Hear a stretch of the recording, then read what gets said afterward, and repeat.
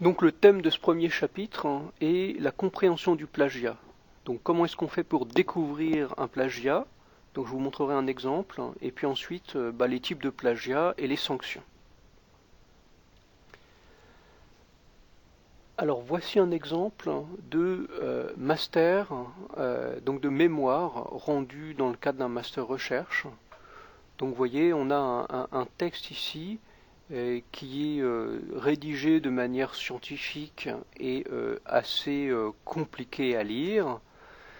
Et quand on lit ce texte, nous, enseignants, chercheurs, on détecte parfois des choses qu'on trouve un peu suspectes.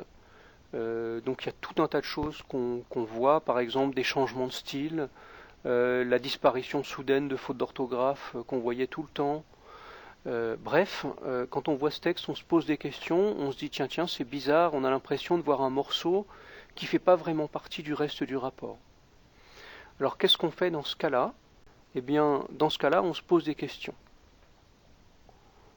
Donc on se dit, tiens, est-ce que c'est vraiment un texte qui est écrit par l'étudiant en question? Alors qu'est-ce qu'on fait? Eh bien tout simplement, on va prendre des morceaux de ce qu'on lit, on va souvent les mettre entre guillemets et les mettre dans Google. Donc ça c'est la méthode de détection de base. Et qu'est-ce qu'on voit? Vous voyez qu'on s'aperçoit qu'effectivement, il s'agit d'un texte qui a été déjà publié par d'autres chercheurs. Donc on se dit tiens, il y a des similarités, c'est suspect. Et donc, dans un deuxième temps, on va comparer le texte qui a été donné par l'étudiant, le rapport qui a été rendu par l'étudiant, avec donc la source. Et vous voyez, quand vous utilisez un logiciel, ici on a utilisé un logiciel fait à Centrale Lille qui s'appelle CopyTracker. Donc ce logiciel va comparer automatiquement un certain nombre de textes et va surligner les parties communes. Donc vous voyez ici qu'on a pratiquement 90% du texte, à part quelque chose, qui sont simplement des copier-coller d'un texte qui a été publié par des jeunes chercheurs de l'INRIA.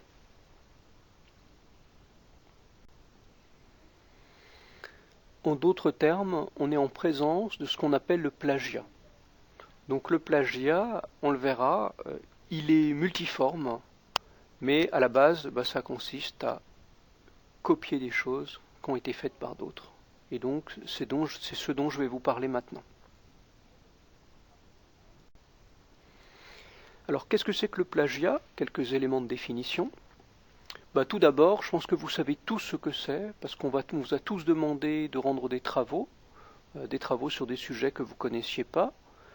Et donc dans ces cas-là, vous êtes naturellement tenté de se dire je vais gagner du temps, je vais aller chercher des éléments sur Internet, et donc ça va me permettre d'aller plus vite. Alors de deux choses l'une, soit quand vous allez chercher des éléments appartenant à d'autres personnes, soit vous citez. C'est-à-dire vous dites voilà, j'ai trouvé cette information à tel endroit, elle est l'œuvre de telle personne. À ce moment-là, vous recherchez des informations, c'est normal, et c'est même très bien.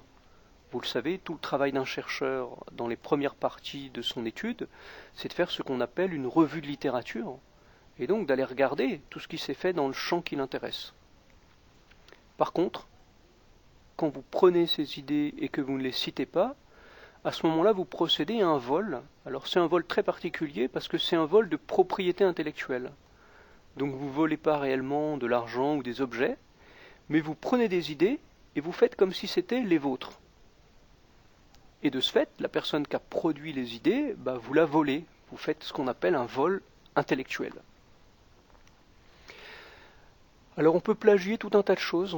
On peut plagier des textes, c'est le cas souvent, mais on peut aussi plagier des données de recherche, on peut plagier des photos. Quand on fait du développement logiciel, on peut plagier des lignes de code. Les technologies de l'information ont complètement révolutionné le plagiat. Avant, le plagiat consistait laborieusement à récupérer des livres dans des centres de documentation et à les copier à la main. Maintenant, on a le copier-coller. CTRL-C, CTRL-V, qui permet de faire du plagiat à une vitesse fantastique. Ceci dit, le plagiat est aussi facile à éviter parce que les technologies de l'information permettent aussi très facilement de noter la source des documents. On utilise des adresses web, ce qu'on appelle les URL. Alors comment est-ce qu'on fait? Tout d'abord, il faut sourcer. Alors là, je vous apprendrai un peu comment est-ce qu'on fait. La base du sourçage, c'est au fur et à mesure qu'on trouve des informations, de garder non seulement les informations, mais de garder la trace de leur origine, de où vous les avez trouvées. Et puis on cite. Donc quand on reprend le texte, on dit, voilà, ces informations viennent de telle source. Deuxièmement, le fait de recopier des informations, même en les citant, n'est pas intéressant en soi. Quand vous faites ça, vous faites une sorte de patchwork. Et donc, bien entendu, votre travail devient intéressant quand vous comparez, par exemple, différentes sources sur un même sujet. Et à ce moment-là, vous produisez ce qu'on appelle de la valeur ajoutée, c'est-à-dire vous comparez les sources, vous commentez et éventuellement vous ajoutez vos propres idées. Et donc, quand vous faites ça, vous transformez le plagiat, qui est un délit, en une vertu, c'est-à-dire que ça devient une recherche. Donc le problème du plagiat, en quelques mots, par exemple, ça se voit dans les rapports de stage. Donc vous pouvez voir un rapport de stage dont le début, on a l'impression que c'est bien la personne qui l'a écrite, la fin, c'est bien la personne qui l'a écrite, mais tout le milieu sont en fait des recopiages. Autre exemple, vous demandez à un étudiant qui a raté un cours de le rattraper en faisant un petit travail, et puis le travail, en cherchant un peu, il est copié-collé sur divers sites web. Parfois, l'étudiant pousse le zèle et la perversité jusqu'à mettre des fausses références. Donc en fait, il met des références dont il ne s'est pas servi, et les références qu'il a copiées-collées, il ne les met pas. Ça arrive aussi, par exemple, quand on fait des projets. Et donc, vous avez le cas qu'on a vu, c'est qu'on a vu des étudiants, la personne qui était responsable du budget, pour gagner du temps, il recopiait le budget d'un autre projet. Alors bien entendu, quand on s'aperçoit que les achats sont ceux d'un autre projet, on s'aperçoit à quel point la personne qui a fait le plagiat devait être paniquée, parce que c'est du grand n'importe quoi. Reste que la situation devient très fréquente et très alarmante. Donc le plagiat est sans doute dans les universités parmi les problèmes numéro 1.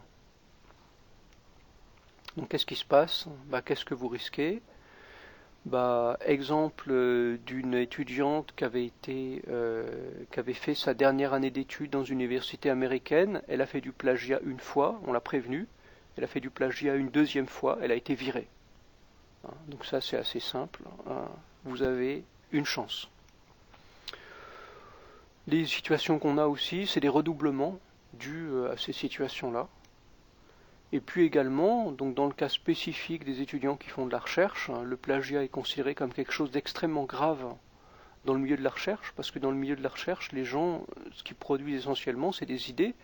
Et donc si vous reprenez leurs idées en prétendant que c'est vous qui les avez inventées, c'est vraiment considéré comme quelque chose de très grave.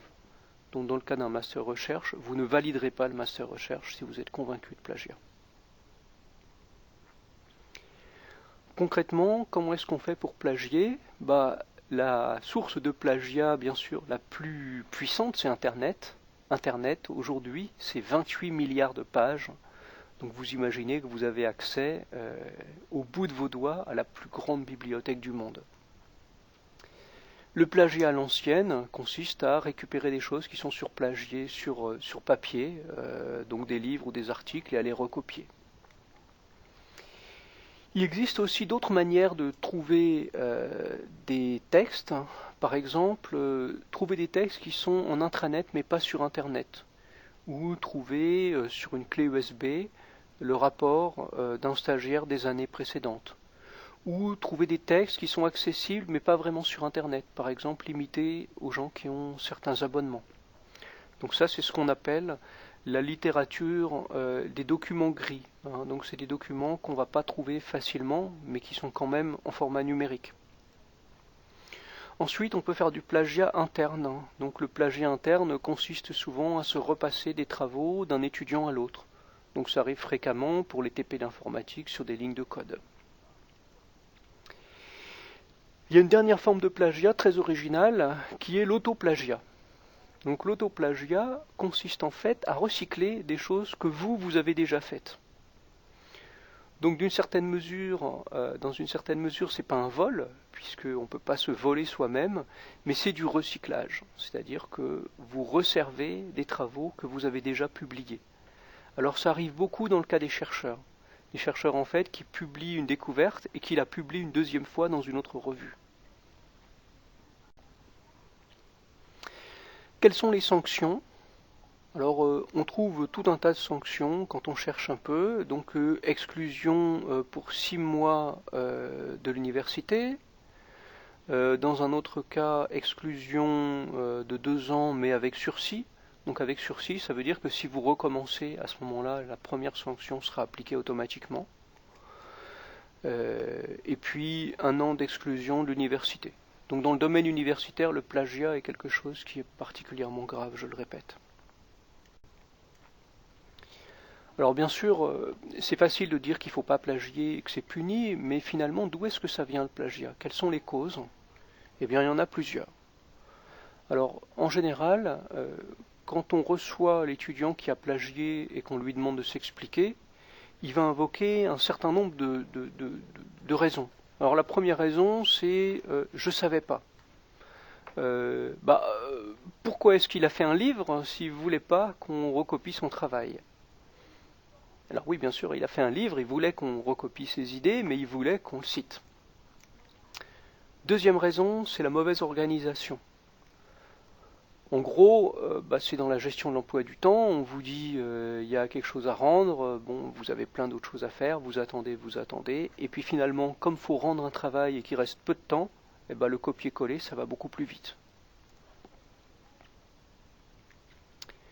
Troisième raison, la fumisterie, ce qu'on appelle aussi le pipotage. Alors le pipotage consiste essentiellement à faire croire qu'on a travaillé alors qu'on n'a pas travaillé. Et donc dans ce cas-là, on va improviser en récupérant des travaux.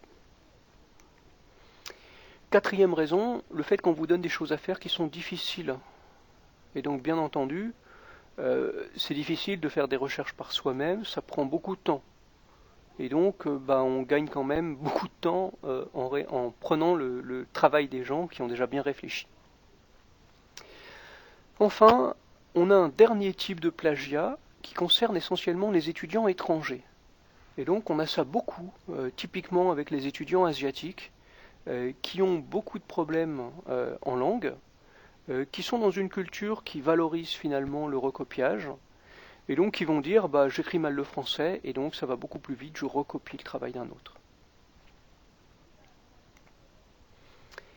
Voilà, j'ai terminé ce premier chapitre. Dans le deuxième, je proposerai qu'on travaille ensemble sur ce qu'on appelle les bonnes pratiques. Comment est-ce qu'on fait pour citer proprement une source? Et je vous parlerai aussi de la différence entre référence et bibliographie.